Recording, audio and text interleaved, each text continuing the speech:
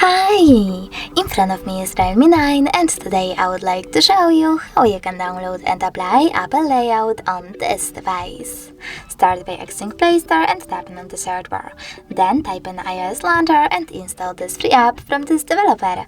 After that, tap on Open. Now you need to wait for the pop-ups and select while using the app and allow in all of them. Now finally choose Home button and go into Settings. After that you need to select Apps section over here and click on Default Apps. Now click on Home app and tap on iOS Launcher to see the app. Lastly, tap on Got it. As you can see, Apple Layout was applied successfully on my REALME. You can always just switch between your layouts though by going into Devices Settings, choosing the default Home app over here and tapping on System 1 or iOS 1.